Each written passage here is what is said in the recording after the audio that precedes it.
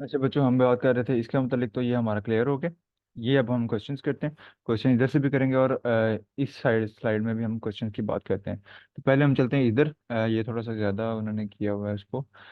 It has been found that experience from the experience that mean breaking strength of the particular brand of thread is 9.63 newton with standard deviation 1.49। Standard deviation भी दे दी। ये population का parameter 9.63 क्या है, population का parameter है। तो इसको याद रखना है, ये पॉपुलेशन आपने डिफरेंशिएट करना है, क्योंकि उसने कहा कि ओवरऑल पहले से ये बात स्टैंडर्ड एक सेट है कि वो 9.63 न्यूटन है उनके। धागा जो है वो इतनी फोर्स के बाद टूटता है, इससे पहले नहीं टूटता। Recently sample of 36 pieces of thread showed a mean breaking strength of 8.93 newton. अभी जो एक सैंपल रिसेंट एक टेस्ट किया गया, उसके अंदर देखा गया कि जो एवरेज थी वो 8.93 न्यूटन थी। ठीक है। तो अब आपने क्या ये कंक्लूजन देना है कि क्या वो इंफीरियर हो गया, क्या थ्रेड आपका इंफीरियर बन गया। तो इसका मतलब ये है कि अब हमने किस तरह बात करनी है, हमारा जो हमने क्या इंक्लूड करना है कि कम साइड, क्या वो कमजोर हो गया। ये भी हमारी बात भी हमारी यही कहती है। 8.93 पहले 9.63 न्यूटन पे टूटता था, अब 8.93 न्यूटन पे टूट रहा है। तो हमारा H1 क्या होगा, म्यू इज लेस देन 9.63। यही बात हम कर रहे हैं ना। हमें यही लग रहा है कि ऐसा होगा। तो हम इसको कह रहे हैं, can we conclude that thread has become inferior. H1 mu is less than 9.63, और अबव क्या होगा, ग्रेटर देन और इक्वल टू 9.63। ठीक हो गया, लगी समझ। हाइपोथेसिस बनानी आई कि हमने जो जो सैंपल के मतलब इन्फॉर्मेशन है, जो हमारी बात है, वो हम H1 की तरफ रख देंगे और ऊपर H0 रख दिया। ये बात हो गई। अच्छा, पॉपुलेशन की जो वेरिएंस है वो 1.40 उसने हमें दी हुई है। अब पॉपुलेशन की वेरिएंस क्योंकि हमें पता है, तो हम कौन सा फॉर्मूला लगाएंगे, पॉपुलेशन की वेरिएंस वाला फॉर्मूला लगाएंगे। ठीक है। और अगर हम पॉपुलेशन का डाटा हमें ना दिया होता, तो हम जो है वो फॉर्मूला चेंज कर लेते, स्टैंडर्ड डेविएशन वाला ले जाते। अब मतलब सैंपल वाला ले जाते। फॉर्मूला जो है वो लिखना इसलिए ये पॉपुलेशन सैंपल में मोस्ट प्रोबेबली यहीं पे कोई फर्क आ रहा होता है थोड़ा बहुत, ठीक है, लिखने में। बाकी तरीकेकार सेम होता है, तो आपने ध्यान रखना पॉपुलेशन का डाटा है तो फॉर्मूला सही लिखो, नहीं तो फॉर्मूला के नंबर काट जाएंगे, बाकी के मिल जाएंगे। ठीक है। तो 9.63 न्यूटन पहले थी उसकी फोर्स, यानी कि पहले धागे मजबूत थे।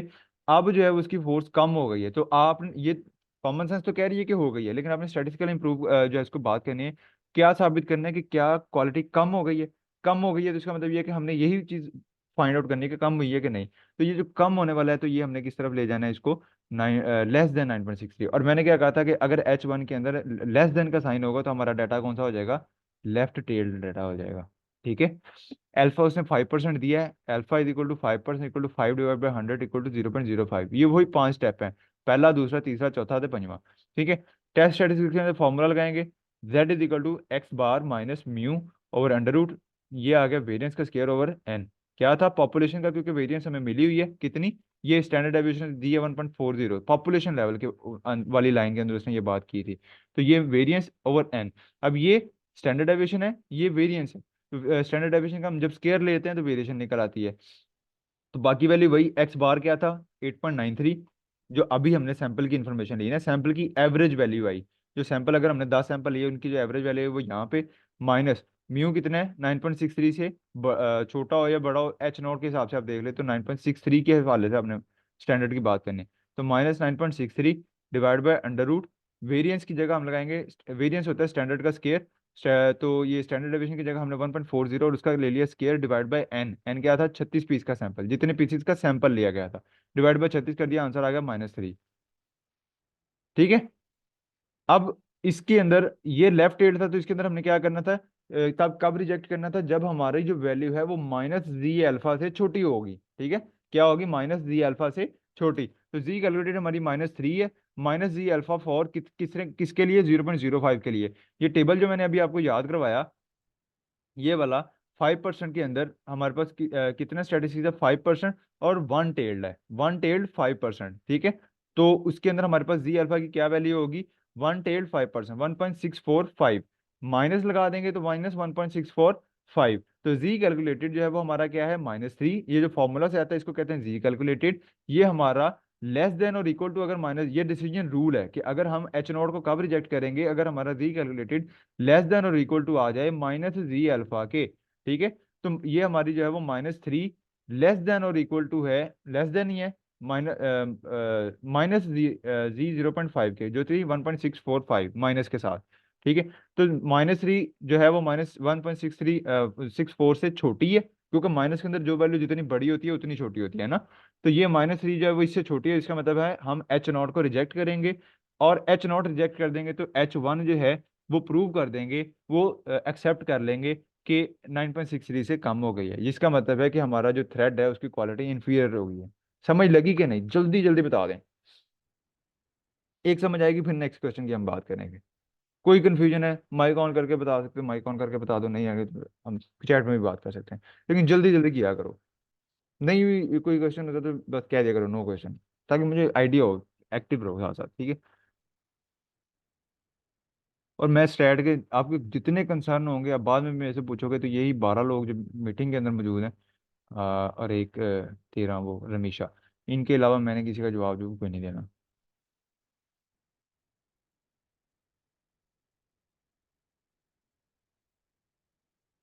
टेबल की फिक्स वैल्यू है वो आपने, ये मैंने लास्ट आपको मीटिंग के अंदर बता दिया था। जो क्वेश्चन बेटा, क्वेश्चन नहीं, जो हमारा सैंपल के मतलब जो इन्फॉर्मेशन दी जाएगी ना, वो हमारी H1 होगी। ये सैंपल लिया 36 पीस का, इसके मतलब जो इन्फॉर्मेशन दी गई 8.93, 9.63 तो छोटी है, तो यही हमने बात करनी है। H1 म्यू जो है वो 9.63 से कम है, ठीक है, लेस देन है। यही बात जो साबित करनी है ना, बात जो हम कंक्लूड करना चाह रहे हैं जो चीज़ को, वो हमारा यहाँ पे आएगा। अच्छा, टेबल किस तरह यूज किया? टेबल बेसिकली मैंने अभी आपको करवाया अभी, कि परसेंटेज यहाँ पे ये आपको अल्फा की परसेंटेज है, जैसे ये 5% दिया हुआ है, 1% दिया हुआ है, जितना भी है हमें 5% दिया है।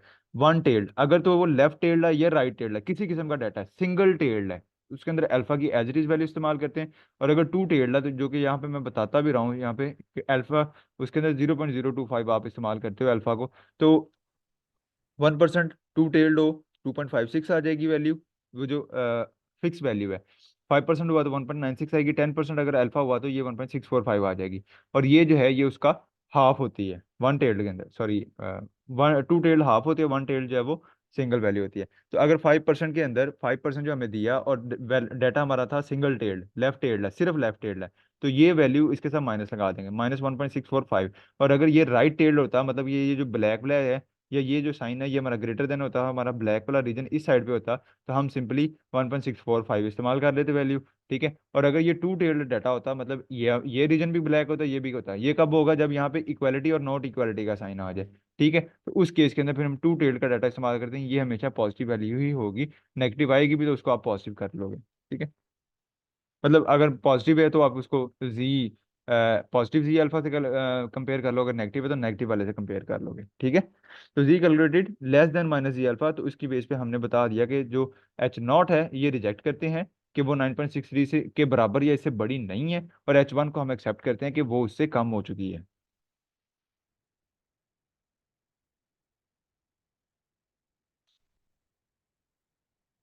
ये हमारे पास क्वेश्चन नंबर 2 है। 40 सनफ्लावर है, सैंपल। ये बात याद रखनी है कि कल हम करवा रहे थे जब, तो हम यहाँ पे कंफ्यूज हो गए थे। सैंपल वाली बात ऊपर दी हुई थी, पॉपुलेशन वाली नीचे, तो यहाँ से हमसे कंफ्यूजन आ गई थी। 40 फूल लिए, और उसमें हमने देखा कि उनके अंदर एवरेज 57 डेज के अंदर अंदर जो है ना, वो लग जाता है, कि फूल लग जाते हैं, और with the mean variance 2 days. इसमें वेरिएंस दी है, स्टैंडर्ड डेविएशन नहीं दिया, वेरिएंस डायरेक्टली दिया, तो आप स्केयर नहीं लोगे, ठीक है। ये हमारा सैंपल की इन्फॉर्मेशन है। वो कहते हैं कि on the basis of above sample information can we conclude that average number of days of flowering of sunflower is not more than 56 days at 5% of level of significance. तो basically sample की information जो है वो, sample वाली जो बात है वो, जो पॉपुलेशन है उससे हम क्या कर रहे हैं, ज्यादा कर रहे हैं, ठीक है। क्या देखा हमने कि पॉपुलेशन बेस्ड जो है डाटा है वो कहता है कि 56 डेज, जबकि हमारा जो सैंपल ने डाटा दिया है वो कहता है 57 डेज। तो इससे हम ये बात देखते हैं ना कि अब फ्लावरिंग का जो दिन है वो बढ़ गया है, ठीक है। तो यही बात हमने साबित करनी है, यही बात हमने चेक करनी है कि अब बढ़ा है कि नहीं। पॉपुलेशन बेस्ड डाटा कितना था? 56 दिन। जब सैंपल बेस्ड डाटा है 57 days, 57 is greater than 56 days, तो H1 के अंदर mu is greater than 56। Value population वाली लिखते हैं, और सैंपल के मुताबिक हम साइन को चूज करते हैं, ठीक है। यहाँ पे भी हमने क्या किया था, वैल्यू पॉपुलेशन वाली लिखी थी, और सैंपल की बेस पे देखा कि 8.93 लेस देन 9.63 है, तो लेस देन का साइन इस्तेमाल कर लिया। और यहाँ पे ग्रेटर देन 57 ग्रेटर देन 56 है, तो ग्रेटर देन का साइन इस्तेमाल कर लिया। बाकी फॉर्मूला सेम लगाया, वैल्यू आ गई 4.46, अल्फा 5% था, तो 5% के हिसाब से हमने जी अल्फा कैलकुलेट कर लिया। क्यों? ये जी अल्फा जब हमने देखा तो 0.05 के साथ। अब ये क्योंकि पॉजिटिव था, देखो जी कैलकुलेटेड हमारा क्या आया, पॉजिटिव, तो आप इसको कंपेयर भी किससे करोगे, पॉजिटिव से, क्योंकि ग्रेटर देन का साइन है। ठीक है, तो उसके अंदर जो हमने डिसीजन देना होता है वो इस पे देना होता है ना, तो वो हो जाएगा हमारा 1.645, पिछले में -1.645 था। अब हमारी वैल्यू 4.46 इज ग्रेटर देन 1.645, तो हम एच नॉट को रिजेक्ट करेंगे और एक्सेप्ट करेंगे कि जी हाँ, जो ओवरऑल फ्लावरिंग डेज हैं वो 56 से बढ़ चुके हैं। क्लियर हुआ?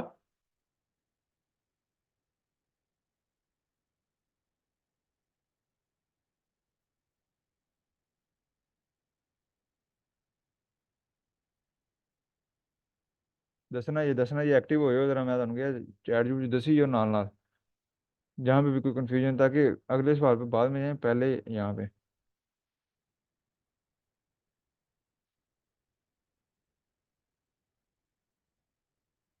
इतना अच्छा हूँ मैं।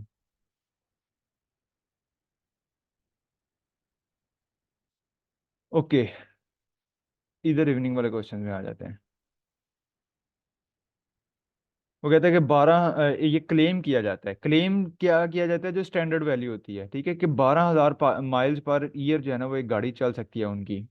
ठीक है, to test this claim are random sample, sample 100 गाड़ियां ली गई और उसका चेक किया गया।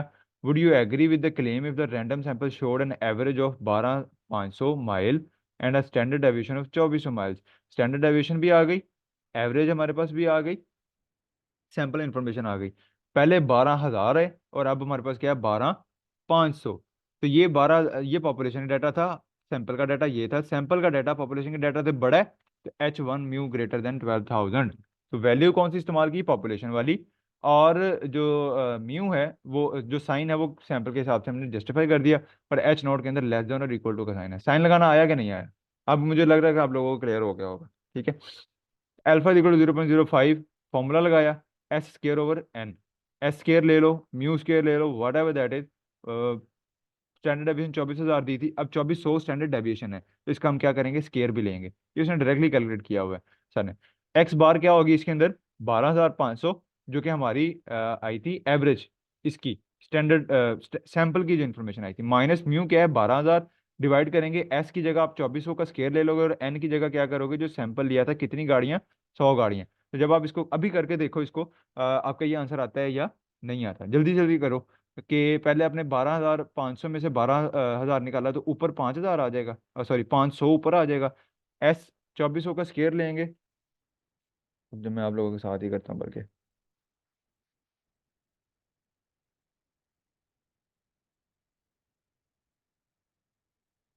24,000 का स्केयर ले लिया हमने, डिवाइड उसको कर देंगे 100 पे। 24,000 ही है ना, नहीं 2400 है, 2400 मल्टीप्लाई बाय 2400 डिवाइड बाय 100, और इसका हम ले लेंगे अंडर रूट। जिसने किया है वो देखे इसको और मुझे बताएगा कि सही है कि नहीं है। अंडर रूट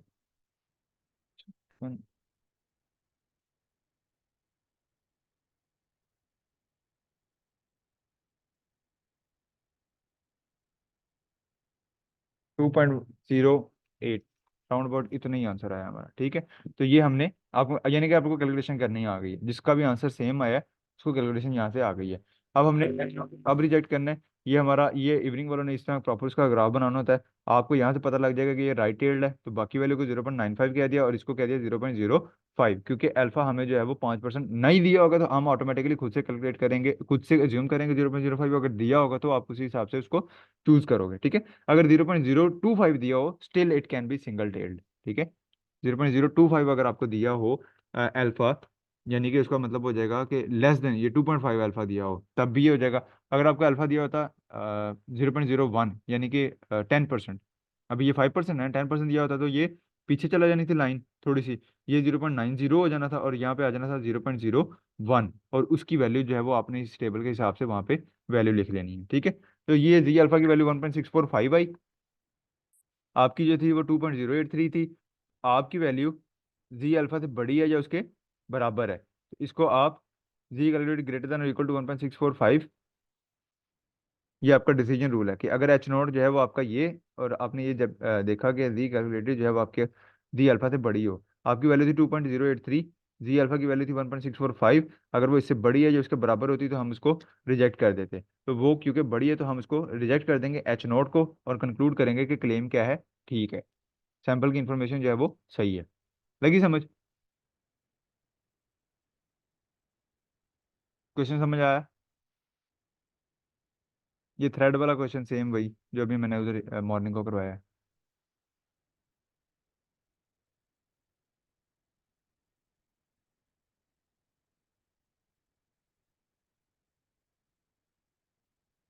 ये देख लेते हैं, ये टू साइडेड है, ये भी आप लोग, वही है, टू साइड सेम क्वेश्चन है दोनों तरफ।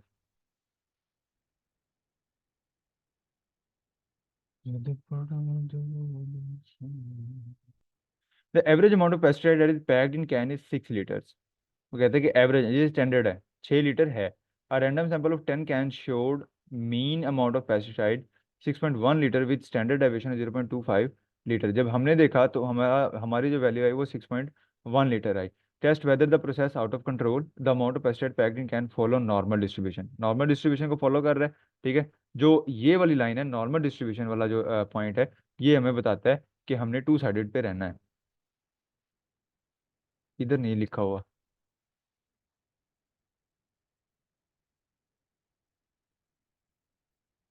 अच्छा, अब वो कहता है कि एग्जैक्ट स्टैंडर्ड 6 लीटर है, ठीक है। आपने ये बताना प्रोसेस कंट्रोल में है या नहीं। 5.9 लीटर हुआ तब भी बात गलत हो जाएगी, 6.1 लीटर है तब भी बात गलत हो जानी है, ठीक है, क्योंकि आपने स्टैंडर्ड सेट किया। तो ये अब आपका यहाँ पे साइकिल खुद से अप्लाई होती है कि देखिए, अब लास्ट टाइम जो पिछला हमने क्वेश्चन किया उसके अंदर उसने कहा कि एवरेज बढ़ गई है, एवरेज ऐसी बात है, एवरेज का मतलब होता है कि कितना पेट्रोल कंज्यूम हो रहा है, ठीक है, या माइल्स कितने हैं, ठीक है। जाहिर सी बात है जितनी ज्यादा एवरेज होगी हमारा फायदा ही फायदा है, ठीक है, जितनी ज्यादा हो जाए हमारा फायदा है ना।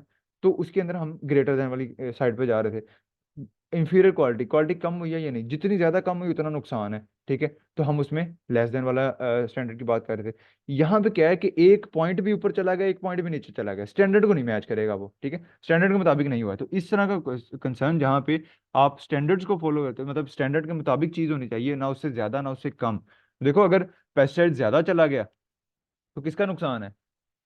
कंपनी का, और अगर कम चला गया तो कस्टमर का, दोनों तरफ नुकसान है। जबकि अगर एवरेज कंपनी गाड़ी की अच्छी जा रही है तो कंपनी को भी फायदा है, उसकी नो हाउ बनेगी, रेप्यूट बनेगी, और कंज्यूमर को भी फायदा है। लेकिन अगर कम जा रहा है तो दोनों का नुकसान है। तो वो उस केस में ग्रेटर देन और लेस देन की तरफ चलते हैं। जितना मर्जी, जब आपने साइकी वहां पे ये खुद से अज्यूम करनी है कि क्या चीज जो है वो ज्यादा हो जाए अगर किसी एक साइड से, तो उसका नुकसान है या हम उसको उसका फायदा है। जैसे एवरेज की बात की या स्पीड की बात की कि एवरेज स्पीड जो है वो बढ़ती जा रही है, फायदा ही है, गाड़ी अच्छी चल सकती है। क्वालिटी कम होती जा रही है, नुकसान है, जितनी कम होगी उतना ज्यादा नुकसान, ठीक है। हाँ, बिल्कुल थोड़ी सी कम है या थोड़ी सी ज्यादा है, चेक करना है कम हुई है या ज्यादा हुई है, ठीक है। तो उस केस में आप ग्रेटर देन और लेस देन की बात करते हो, स्टैंडर्ड के मुताबिक है कि नहीं है, एग्जैक्ट एक वैल्यू के मुताबिक है कि नहीं है, तब आप इक्वल टू या नॉट इक्वल टू का साइन इस्तेमाल करते हो। यहाँ पे वो कहता है कि क्या ये स्टैंडर्ड के मुताबिक है या नहीं है, ठीक है। तो इसको हम देखते हैं कि H not mu is equal to 6, नहीं है तो नॉट इक्वल टू 6। अब मैंने कहा था कि एच वन जो है उसके अंदर कभी भी इक्वलिटी का साइन नहीं आ सकता, तो इसके अंदर आप साइन चूज ही नॉट इक्वल वाला करोगे, ठीक है। तो mu is not equal to 6, तो उसका opposite H naught is equal to क्या आ जाएगा, म्यू इज इक्वल टू 6 आ जाएगा। लेवल ऑफ सिग्निफिकेंस 0.05 है, टेस्ट सेट का formula X minus mu over S square over N 1.26। X क्या है? 6.1। म्यू क्या था? 6। 6.1 माइनस 6 करेंगे, स्टैंडर्ड डेविएशन कितनी है? 0.25। 0.25 का स्केयर लेंगे, वेरिएंस नहीं दी, स्टैंडर्ड डेविएशन दी है तो स्केयर लेंगे। एन कितना था जितने हमने सैंपल लिए? 10 का एन का सैंपल लिया तो डिवाइड बाय 10। 10 ये 0.25 का स्केयर लेके 10 पे डिवाइड करके अंडर रूट लेंगे, जो यहाँ से वैल्यू है इस पे डिवाइड कर देंगे, आंसर आएगा 1.26। रूल क्या है कि एच नोट का हम दो कंडीशन में रिजेक्ट कर सकते हैं, अगर हमारा टी कैलकुलेटेड जो है वो लेस देन है -t α/2 से, या ग्रेटर देन है और इक्वल टू है t α/2 के। मतलब माइनस का साइन अगर इसके साथ माइनस का साइन हुआ तो इस फॉर्मूला की बेस पे बात करेंगे, अगर टी कैलकुलेटेड हमारा पॉजिटिव आता है तो इसकी बात पर इस पे इसकी ऊपर बात करेंगे। α/2 है, तो t α/2 के लिए अगर हमने वैल्यू फाइंड करनी है तो यहाँ से फाइंड कर लेंगे 5% के हिसाब से। टू टेल्स α/2 है ना, तो α/2 के टू टेल्स है 1.96, तो हमारी वैल्यू आ गई 1.96। सॉरी, α/2 वन टेल,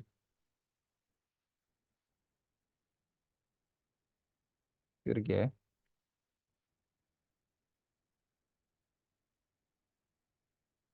5% पे टू टेल्ड, 5% पे टू टेल्ड 1.96, टू टेल्ड ही था ना, राइट भी है और लेफ्ट भी है, इक्वलिटी का साइन है, तो 1.96 के मुताबिक हमने उसको चेक करना है, इसने 2.62 लिखा हुआ है।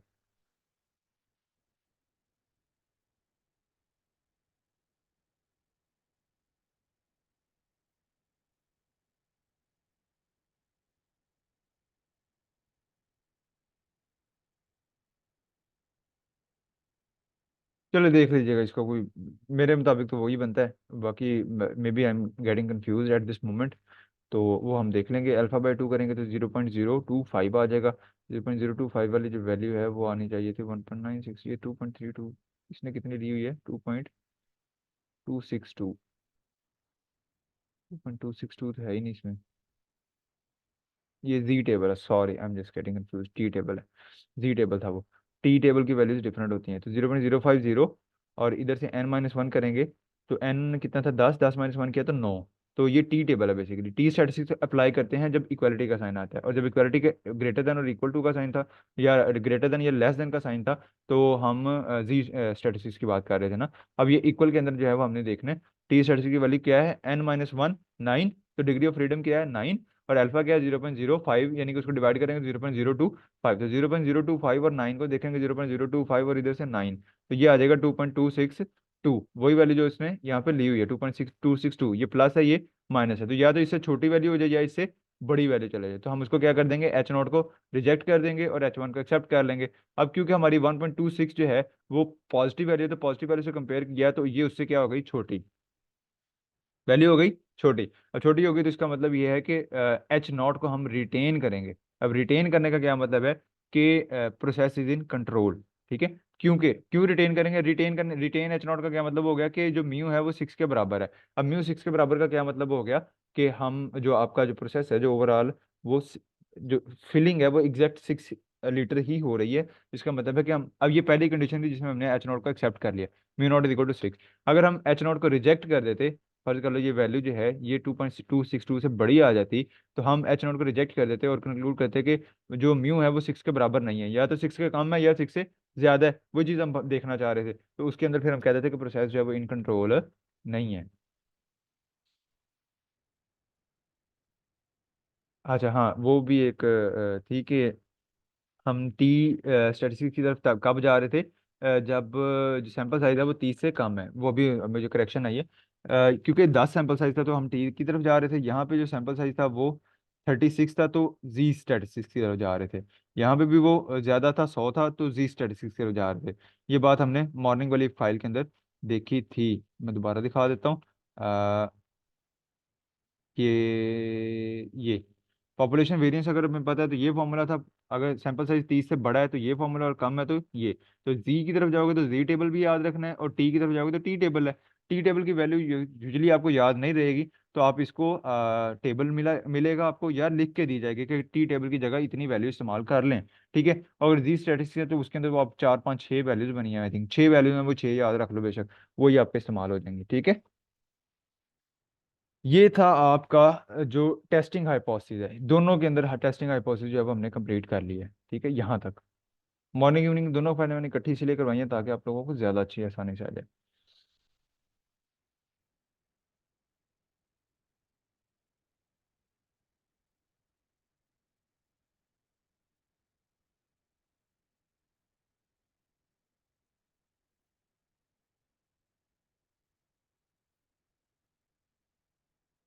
चलो इसकी बात कर लेते हैं, ये भी तकरीबन वैसे ही है, इवनिंग वालों की फाइल है। जब आप पॉपुलेशन की प्रोपोर्शन के ऊपर बात करते हो, कॉन्फिडेंस इंटरवल की बेस पे बात करते हो, तो वही level of significance using formula draw a sample from population calculate necessary information from sample taking, तकरीबन वही वैल्यूज हैं।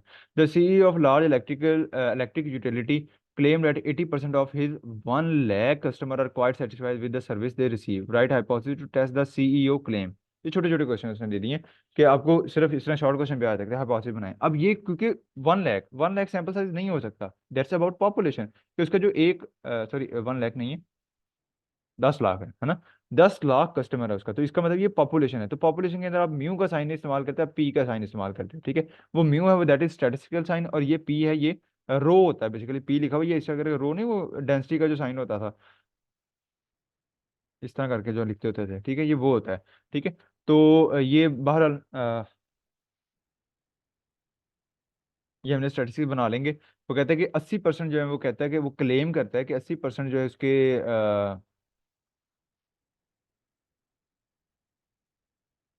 जो कस्टमर हैं वो सेटिस्फाइड हैं उसकी सर्विस से। आपने हाइपोथेसिस बनानी है, तो H naught P greater than equal to 0.80, और हमने इसके ऑपोजिट बात करनी है।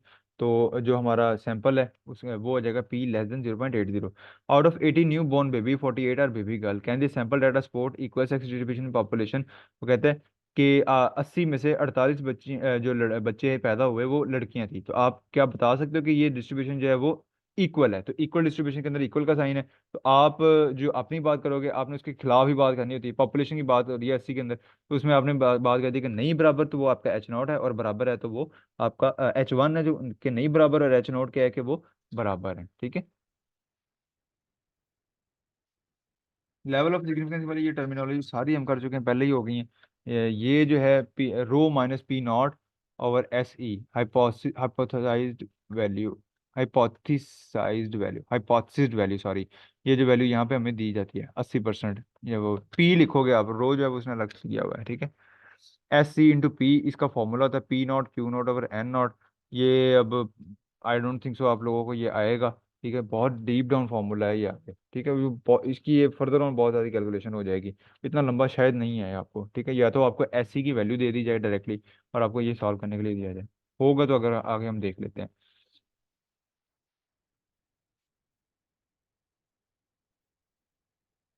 सैंपल मीन, अच्छा पॉपुलेशन का डाटा है तो उसकी बेस पे सैंपल मीन और सैंपल वेरिएंस निकालेंगे, और उसके बाद उसको फर्दर सॉल्व करेंगे। आउट ऑफ 80 अभी जो पहली स्टेटमेंट थी 48 गलत, तो आपने उसको बराबर के हिसाब से बात करनी है, 5% लेवल ऑफ सिग्निफिकेंस है।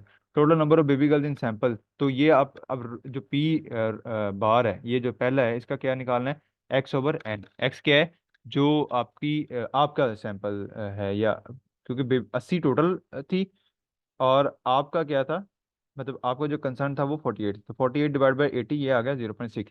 तो ये रो की वैल्यू ये आ गई। पी नॉट की वैल्यू जब आप यहाँ से ले लेते हो 0.5, और क्यू जो है क्यू बार की जो वैल्यू है वो आपकी आ जाएगी 1 - पी बार, पी नॉट, तो 1 में से इसको निकालते तो 0.40 आ जाएगा, ठीक है। तो क्यू नॉट की वैल्यू कहाँ से आएगी, ये देखना पड़ेगा, मुझे इसका आइडिया नहीं है क्यू नोट की वैल्यू कहाँ से आनी है। शायद यही इस्तेमाल होनी है, इसको कैलकुलेट करके देखूं। पी बार है हमारा 0.60, आई डोंट थिंक सो आएगी। पी नोट है 0.5।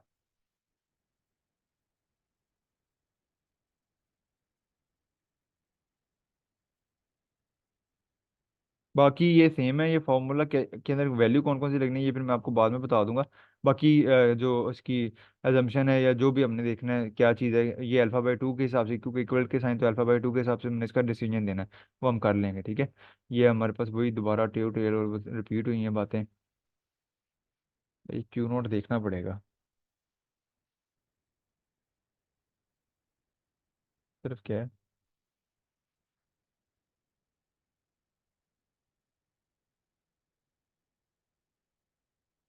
बच्चों को ये ना बंदा गूगल करके चेक करेगा क्यू नॉट और पी नॉट क्या होता है, बिकॉज मेरे दिन से निकल गया है।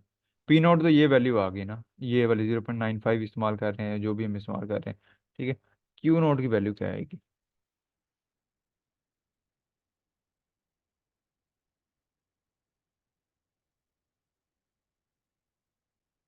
रुक जाओ चैट जीपीटी से पूछ लेते हैं।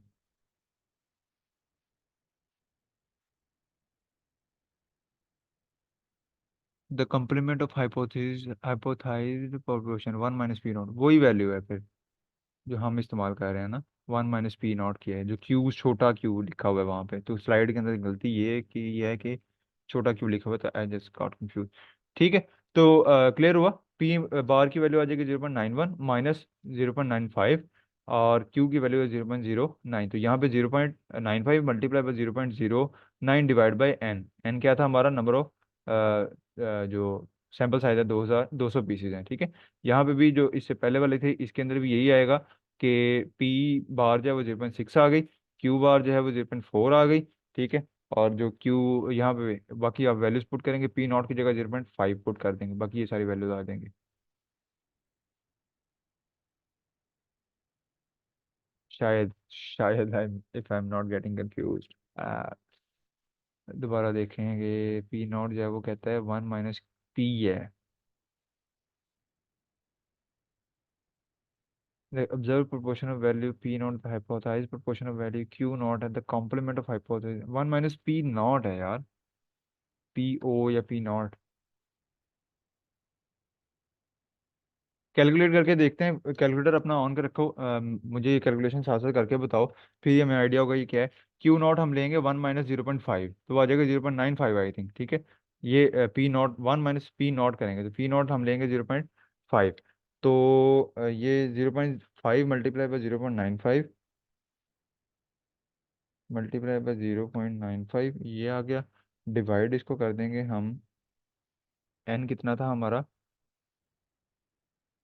80, इसका हम ले लेंगे अंडर रूट 0.005, 0.076 आ गया। 0 लिख लूँ मैं इसको, चलो जी कैंसिल ही नहीं चल रही। 0.076 आ गया। अच्छा, ऊपर हमारे पास पी बार था, 0.6 माइनस 0.5, 0.1 डिवाइड बाय 0.076, 1.31, नहीं कोई गलती हुई है यार, ये करके देखना फिर इसको बता देना मुझे। कोई इवनिंग वाला बच्चा कर ले उतनी देर में, या एक बार क्यू नोट की जगह 0.95 लगा के देख लो, और एक बार 0.4 लगा के देखो, फिर मुझे बताओ कि किसके अंदर जो है ना वो फर्क आ रहा है। जल्दी करो इसको यार, ये टाइम खत्म हो जाना नहीं तो भाई। तो 0.95 मल्टीप्लाई बाय 0.4,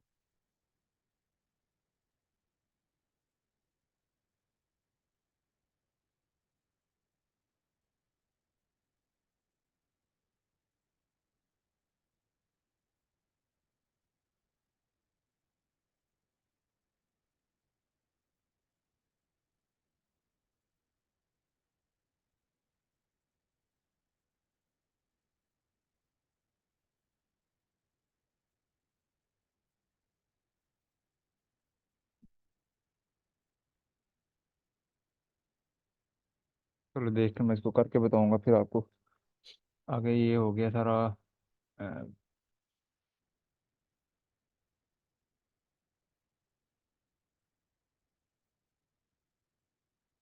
हमने हाइपोथेसिस फॉर्मुलेशन में एच नॉट एच वन को 0.5 क्यों लिया है, यही उसने बताया इधर। बेटा बेटा बेटा बेटा 5%।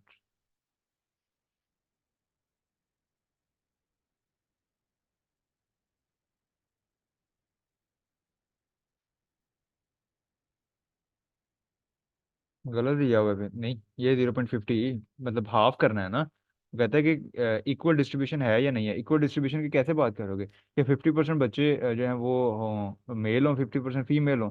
ठीक है, कि at least half population, equal sex distribution का मतलब है कि एटलीस्ट हाफ बच्चे, हाफ बच्चों के लिए हमने क्या लिया हुआ है 0.50 के 0.50 के। अगर तो ये एच नॉट एक्सेप्ट करते हैं तो इसका मतलब ये है कि हाँ जी इक्वल सेक्स डिस्ट्रीब्यूशन है, और अगर इसको एच नॉट रिजेक्ट होगा तो इसका मतलब है कि वो सेक्स डिस्ट्रीब्यूशन जो है वो, ये जेंडर डिस्ट्रीब्यूशन जो है वो नहीं है, तो इसके अंदर ऑटोमेटिकली एच नॉट रिजेक्ट होना है। और वो तो कॉमन सेंस कह रही थी कि 48 और 80 के अंदर ये 50% नहीं है। लेकिन ये फॉर्मूला जो है ये इसके आई एम गेटिंग कंफ्यूज प्रॉप इसके अंदर क्या सीन हो रहा है।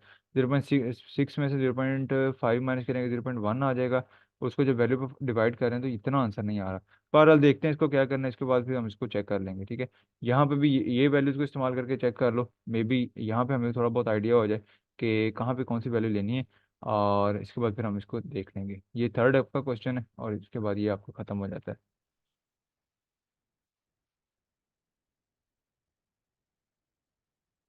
अच्छा, ये आपका लास्ट रह गया। बेसिकली वो कहता है कि पॉपुलेशन के मतलब आपने कॉन्फिडेंस इंटरवल निकालना है। तो ये हमारी नेक्स्ट मीटिंग जो होती है उसके अंदर भी हम इसके ऊपर बात कर लेते हैं। ये मॉर्निंग वालों का भी काम है, ठीक है, तो मॉर्निंग वालों ने भी ये देखना है इसके साथ। वहाँ पे सैंपल के हिसाब से है। 500 इंडिविजुअल हैं, certain town 41 were found to be unemployed, compute 95% confidence interval for the rate of unemployment in the area. ये बताया जाता है कि 95% कॉन्फिडेंस इंटरवल फाइंड करें, कंप्यूट करें, ठीक है। तो X is equal to number of unemployed person in the sample. P X over N, X कितना था 41, कि हमने 500 में से 51 है, तो आप 95 कॉन्फिडेंस इंटरवल की बेस पे बताएं। तो आपने क्या किया,